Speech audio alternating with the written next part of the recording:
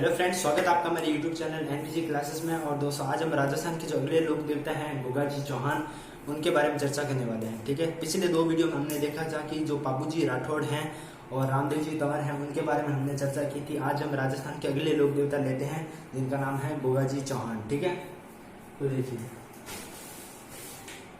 हम बात कर रहे हैं गोगा जी के बारे में, गोगा जी चौहान के बारे में। ठीक है, तो पहले देखिए गोगा जी चौहान जो है वो क्या है, चौहान वंश के हैं। ठीक है, हम लिख सकते हैं यह चौहान वंश के हैं। ठीक है, और ये चौहान वंश के हैं, मतलब राजस्थान में भी आप इतिहास में पढ़ोगे तो हर वंश का आप इतिहास पढ़ोगे। जैसे मेवाड़ में सिसोदिया वंश, गुहिल वंश, और मारवाड़ में राठौड़ वंश, चौहान वंश। ठीक है, तो ऐसे पढ़ोगे। तो गोगा जी जो है वो चौहान वंश के हैं। ठीक है, अब देखिए गोगा जी के जो उपनाम हैं वो क्या क्या है। गोगा जी के उपनाम क्या क्या है। इन्हें पीर भी पूछते हैं, यदि पंचपीरों में शामिल है तो इन्हें गोगा पीर भी कहते हैं। ठीक है, गोगा पीर। ठीक है, एक इन्हें कहते हैं नागों के देवता।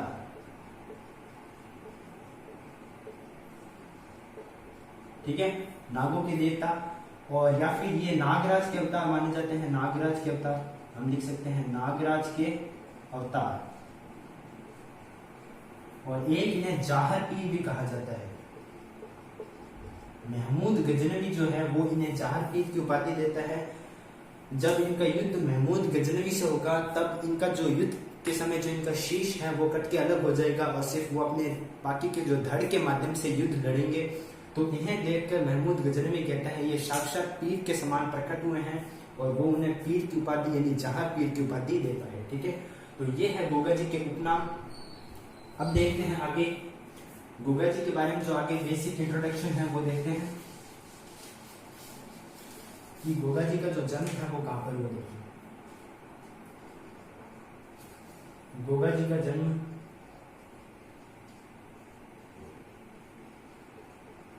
वो कब हुआ था। देखो गोगा जी का जो जन्म हुआ वो हुआ था सन 946 ईस्वी। ठीक है, अगर आपको विक्रम संवत पूछ लेना तो आप बताओ कि 1003 ईस्वी। विक्रम संवत कितने, 1003 ईस्वी, और सन 946 ईस्वी। ठीक है, स्थान कौन सा था, जन्म स्थान। जन्म स्थान था ददरेवा नामक स्थान था। ददरेवा एक जिला है चूरू जिले में, ददरेवा एक गांव है चूरू जिले में। ठीक है, तो चूरू जो जिला है वहां पर है, कहां पर, ददरेवा नामक स्थान पर। ठीक है, इनका जन्म ददरेवा स्थान पर हुआ था, और इनका जो प्रमुख मेला है वो कहां पर है, नौहर हनुमानगढ़ जिले में है। ठीक है, वहां पर इनका प्रमुख मेला लगता है कब, भाद्रपद कृष्ण नवमी को, जिसे क्या कहते हैं, गोगा नवमी भी कहते हैं। जो इनका मेला लगता है वो कब लगता है, भाद्रपद कृष्ण नवमी को। इस नवमी को गोगा नवमी भी कहते हैं।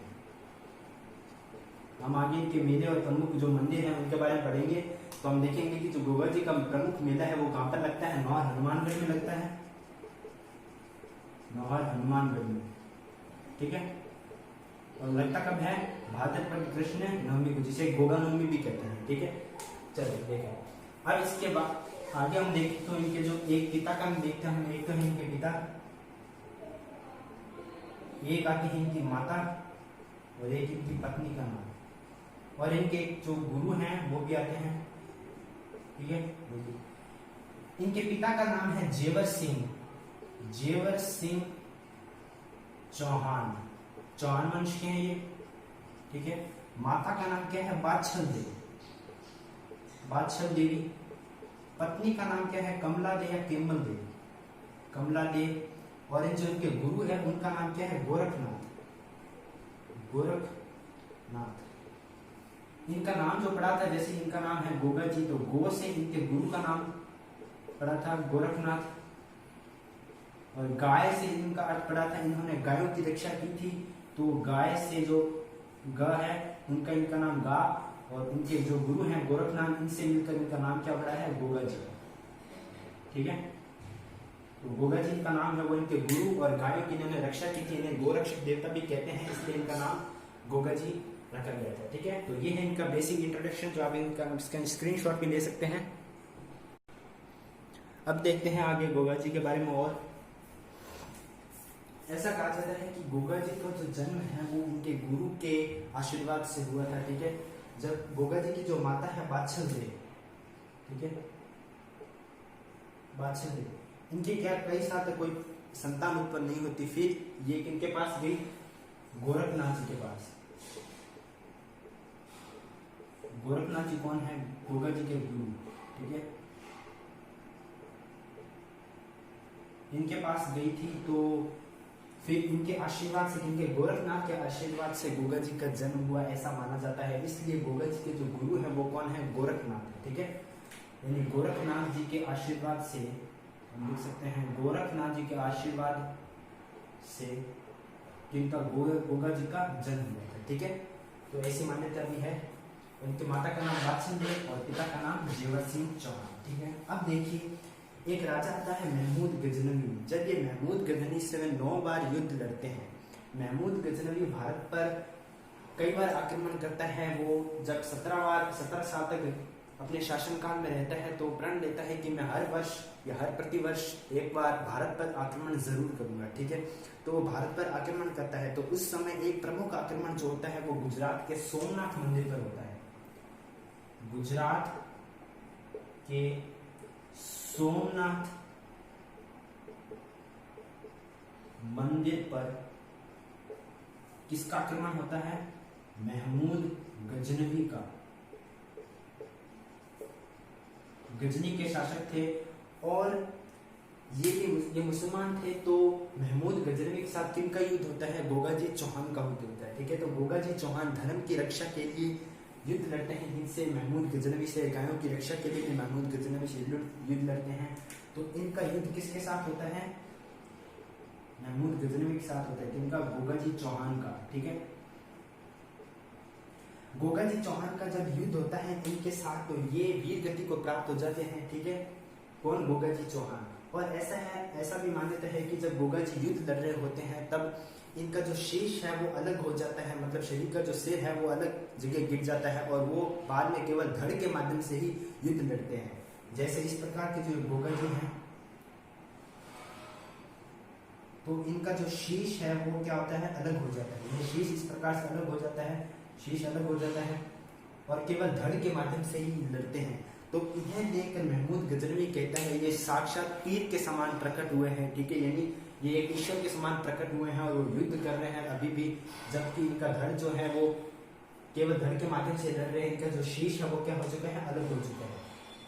इनका जो शीश है वो अलग हो चुका है और केवल धड़ के माध्यम से लड़ रहे हैं। तो ये इन्हें पीर की उपाधि देता है कि ये साक्षात पीर के समान है। महमूद गजनवी जो गोगा जी को वो कौन सी? जहार पीर की उपाधि देता है।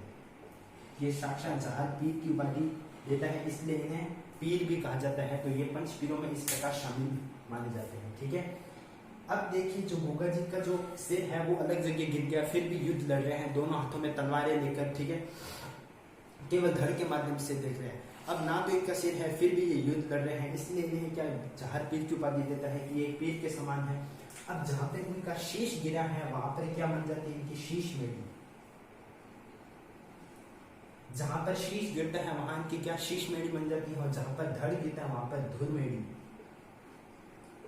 देखिए जहां पर इनका शीश या सिर गिरता है वहां पर शीश मेढ़ी और जहां पर इनका धड़ यानी मतलब बाकी का जो शरीर गिरता है वहां पर क्या? धुर मेढ़ी बन जाती है। ठीक है, तो ये गोगा जी के बारे में भी कहा जाता है कि गोगा जी के साथ इन्होंने महमूद गजनवी ने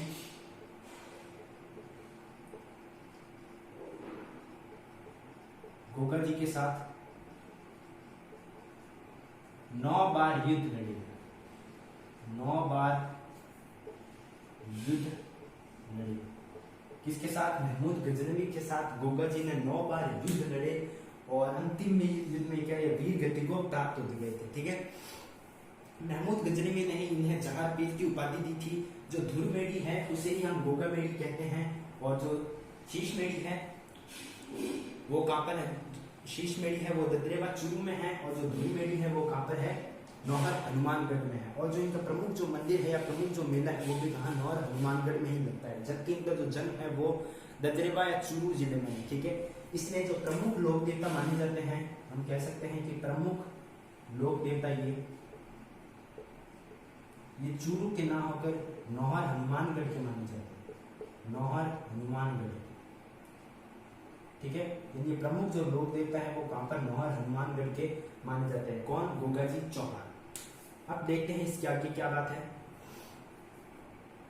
आप इसका भी स्क्रीनशॉट ले सकते हैं। ठीक है, अब देखते हैं इसके आगे इनके जो जन्म के बारे में या इनके जो प्रमुख मंदिर है वो कैसा है इनकी। अब हम देखते हैं आगे, इनका जो प्रमुख मंदिर है वो एक मकबरे नुमा आकृति का है। ये इस प्रकार का इनका प्रमुख जो मंदिर है वो है। ठीक है, ये इस प्रकार का दरवाजा है। ये जो मंदिर है गोगा जी का प्रमुख मंदिर है। कहां पर है, नौहर हनुमानगढ़ जिले में है। और यहीं पर गोगा नवमी यानी भाद्रपद शुक्ल नवमी, भाद्र कृष्ण नवमी को इनका प्रमुख मेला भरता है। ठीक है, गोगा नवमी के दिन इनका जो गोगा जी का प्रमुख मंदिर है ये एक मकबरे नुमा है, मकबरे नुमा मंदिर। इस मंदिर का निर्माण गोगा जी के समय नहीं हुआ था, बाद में हुआ था। ठीक है, तुगलक वंश चल रहा था उस समय भारत में, तो तुगलक वंश के एक शासक थे जिनका नाम था फिरोज शाह तुगलक।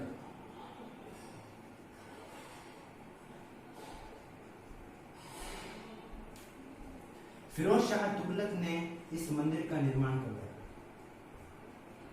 हम लिख सकते हैं फिरोज शाह तुगलक ने इस मंदिर का क्या निर्माण करवाया। अब देखिए इस मंदिर की जो खासियत है वो क्या है। एक तो है ये मकबरे नुमा मंदिर, इस मंदिर को गोगा जी का प्रमुख मंदिर या गोगा जी का मंदिर भी कहते हैं। और ये मकबरे नुमा मंदिर भी आपको पूछ सकते हैं कौन सा राजस्थान के ऐसे लोग देवता हैं जिनका मंदिर मकबरे नुमा है, तो आप कह सकते हैं गोगा जी का मंदिर है। ठीक है, और इस मंदिर को हिंदू मुस्लिम मंदिर भी कहते हैं, हिंदू मुस्लिम मंदिर। इसे क्या कहते हैं, हिंदू मुस्लिम मंदिर भी कहते हैं। मतलब इस मंदिर में जो पुजारी होता है वो केवल हिंदू नहीं होता बल्कि मुसलमान भी होता है। देखिए कब होता है हिंदू और कब होता है मुसलमान, जब इनका जो प्रमुख मेला लगता है। ठीक है, कब लगता है, भाद्र कृष्ण नवमी। उस समय एक महीने के लिए जो पुजारी रहते हैं वो हिंदू रहते हैं, बाकी भी जो क्या रहते हैं मुसलमान रहते हैं। ठीक है, तो हम देख सकते हैं कि 11 माह इनके जो पुजारी रहता है वो कौन रहता है, मुसलमान पुजारी रहते हैं। और 1 माह कौन रहता है, हिंदू। इसलिए इन्हें हिंदू मुस्लिम मंदिर भी कहा जाता है। ये एक मकबरे नुमा, मतलब मकबरे जो होते हैं मुसलमानों के, इस प्रकार की चित्रित है इनका जो मंदिर। और इनके जो मंदिर का जो मुख्य दरवाजा है, मुख्य द्वार पर बिस्मिल्लाह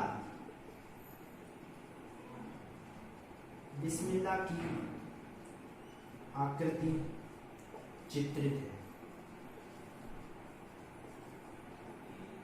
जो इनका मुख्य द्वार है वहां पर किसकी आकृति चित्रित है, बिस्मिल्लाह की आकृति चित्रित है। ठीक है, और इनके जो देखिए 12 महीनों में हिंदू मुस्लिम मंदिर इसलिए कहते हैं क्योंकि इनमें पुजारी मुसलमान भी होते हैं। ठीक है, यानी 11 महीने तक मुसलमान रहते हैं। और जब इनका जो प्रमुख मेला लगता है कब, गोगा नवमी को, तब उस महीने में भाद्रपद के जो महीने में उसमें हिंदू जो रहते हैं इनका जो प्रमुख पुजारी रहता है। ठीक है, इसलिए इनको हिंदू मुस्लिम मंदिर भी कहते हैं। ठीक है, मुसलमान कौन होता है, कायम खानी मुसलमान कहलाते हैं। ये कायम खानी मुसलमान,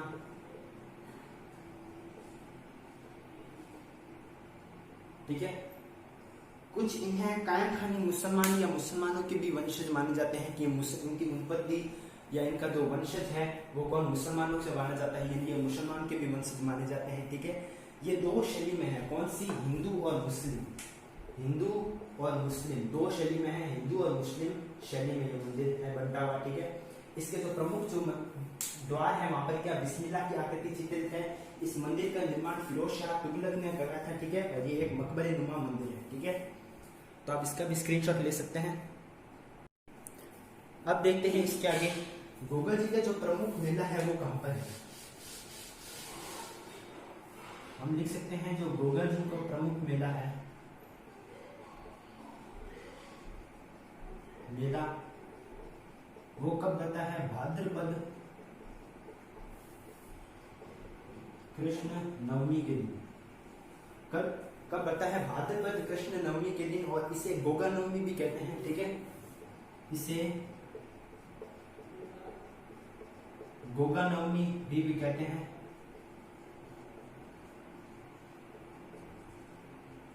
इनका जो प्रमुख मेला भरता है वो भरता है नौहर हनुमानगढ़ जिले में। नौहर हनुमानगढ़ जिले में। कौन से जिले में? नौहर हनुमानगढ़ जिले में। अगर आपको इसका प्रमुख मंदिर पूछ ले गोगा जी का, तो कब कहाँ पर है? नौहर हनुमानगढ़ जिले में। और गोगा जी की जो ओल्डी है वो कहाँ पर है? जालोर जिले में। गोगा जी की ओल्डी, ये भी आपको पूछ सकते हैं, गोगा जी की ओल्डी है वो कहाँ पर है? सांचौर। सांचौर का ही नाम क्या है? जालोर। देखिए सांचौर और जालोर, ठीक है, सांचौर में ही जालोर में ही सांचौर जगह है, वहां पर इनका जो प्रमुख है वो मंदिर है। वहां पर है किलेरियों की ढाणी। किलेरियों की ढाणी, किलेरियों की जो ढाणी है वहां पर गोगा जी की ओल्डी है, सांचौर जिले में है, सांचौर जालोर जिले में है, ठीक है, कहां पर? किलेरियों की ढाणी में। और जो इनका प्रमुख मेला है वो भाद्रपद कृष्ण नवमी के दिन लगता है, और इसे गोगा नवमी भी कहते हैं, ठीक है, इसे क्या कहते हैं? गोगा नवमी भी कहते हैं। आप इसका भी स्क्रीनशॉट ले सकते हैं। इनका जन्म अलग स्थान पर होता है, और ये जो प्रमुख लोक देवता है वो हनुमानगढ़ जिले के माने जाते हैं, ठीक है। इसके अलावा देखिए इन्हें सर्प के देवता भी कहा जाता है, ठीक है। सर्प के देवता क्यों कहते हैं वो देखिए, एक इन्हें इनका जो उपनाम आता है वो क्या है? सर्प के देवता, के देवता।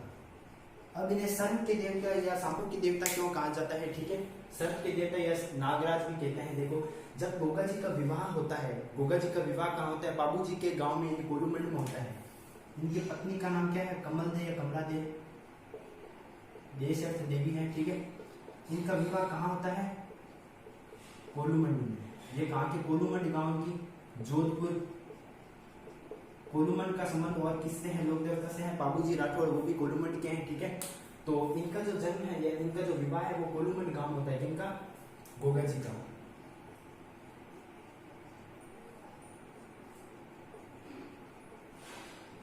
गोगा जी का जो विवाह है वो कहां पर होता है? कोलूमंड गांव जोधपुर में होता है। जब ये विवाह करके पुनः कहां पर ददरेवाद चूरू में लौट रहे होते हैं, तब इनके जो घर के बाहर है गोगा जी की पत्नी को क्या सांप या सर्प डस लेता है, ठीक है। तब इस वजह से गोगा जी की जो पत्नी है कौन? कमला देवी, उनकी क्या मृत्यु हो जाती है। कमला देवी की जब मृत्यु हो जाती है तब गोगा जी इस बात से गुस्सा हो जाते हैं और वो एक अग्निकुंड तैयार करते हैं, और कई वर्षों तक उस या कई समय तक उस अग्निकुंड में जो सर्प है या सांप है उनको उस अग्निकुंड में डालते हैं और सर्प की क्या हत्या करते रहते हैं, सांपों को मारने का कार्य करने लग जाते हैं। तो एक बार सर्प देवता प्रकट होते हैं और गोगा जी को कहते हैं, गोगा जी आप ऐसा क्यों कर रहे हैं? तो गोगा जी कहते हैं कि इन सर्पों को मैं इस दुनिया से वजूद मिटा दूंगा, ठीक है, इन सर्पों को मैं नाश कर दूंगा, क्योंकि उन्होंने मेरी पत्नी कमला देवी का क्या कर दिया है? इनकी वध कर दिया है, इनका हत्या कर दी है, ठीक है। तो इस वजह से क्या वो सांपों से भी क्रोधित हो जाते हैं। तो सर्प देवता कहते हैं कि मैं आपको वरदान देता हूँ कि आज से आप सांपों के देवता कहलाएंगे। जब भी किसी व्यक्ति को सर्प काटेगा तो उसके इलाज आप कर सकोगे, ठीक है। तो इसलिए गोगा जी को क्या सर्प के देवता भी कहा जाता है। गोगा जी को सांपों के देवता भी कहा जाता है, ठीक है।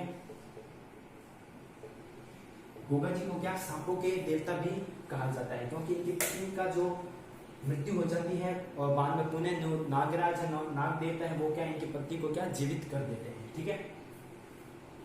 अब देखिए इसके आगे क्या होता है। एक आते हैं गोगा जी के मंदिर और एक गोगा जी की थान। गोगा जी की थान, गोगा जी की थान कहाँ होती है? देखिए ये जो इस प्रकार का जो वृक्ष होता है, खेजड़ी का वृक्ष, खेजड़ी का वृक्ष, ठीक है। खेजड़ी का वृक्ष राजस्थान का राष्ट्रीय वृक्ष है, ठीक है। तो इस खेजड़ी के वृक्ष के नीचे इस प्रकार की सर्प की आकृति चित्रित होती है, ठीक है। इस प्रकार के सर्प की आकृति चित्रित होती है, वहां पर गोगा जी की प्रतिमा होती है। तो जिस खेजड़ी के नीचे गोगा जी के सर्प की आकार की प्रतिमा दर्शित होती है, तो उसे हम क्या कहते हैं, गोगा जी की थान कहते हैं, ठीक है। कौन सा वृक्ष, खेजड़ी का वृक्ष, तो इसे क्या कहते हैं, गोगा जी की थान कहते हैं। जहां पर भी गोगा जी की थान होती है, वहां पर क्या खेजड़ी के वृक्ष के नीचे सर्प की आकृति चित्रित होती है, ठीक है। इसके अलावा एक चीज और है, किसान जब हल जोतता है, किसान जब हल जोतता है, किसान हल जोतता है तो हल और हाली दोनों पर गोगा जी के नाम की रखड़ी या राखी बांधता है।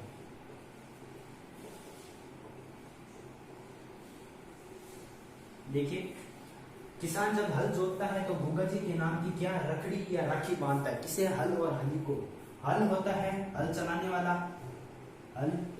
वाला, ठीक है, जो हल चलाया जाता है। हली कौन होता है, किसान। किसान को क्या कहा जाता है, हली। तो किसान स्वयं पर, यानी स्वयं पर, और जो हल होता है वहां पर क्या गोगा जी के नाम की रखड़ी या राखी बांधते हैं, जिससे जो फसल है वो अच्छी हो, ठीक है। इसलिए वो गोगा जी को भी पूजते हैं, ठीक है। और इन्हें पीर भी यानी मुसलमान भी पूजते हैं, ठीक है। और अंतिम में जब गोगा जी की या वीर गति को कब प्राप्त होते हैं, जब इनका युद्ध होता है महमूद गजनवी से सन 1024 ईस्वी में, 1024 ईस्वी में, ठीक है। इनका महमूद गजनवी के साथ युद्ध होता है, तब ये क्या वीर गति को प्राप्त हो जाते हैं, ठीक है। तो दोस्तों ये थे प्रमुख लोक देवता गोगा जी चौहान वंश के। तो आज हमने 3 लोक देवता कर लिए हैं पूरे। ये भी लोक देवता जो पंचपीरों में शामिल हैं, ये भी हमने आज पूरे कर लिए हैं, ठीक है। तो दोस्तों उम्मीद करता हूँ ये वीडियो आपको जरूर पसंद आया होगा। इस वीडियो को ज़्यादा से ज़्यादा लाइक कीजिए, शेयर कीजिए अपने फ्रेंड्स के साथ, और हमारे चैनल को भी जरूर सब्सक्राइब कीजिए। थैंक्स।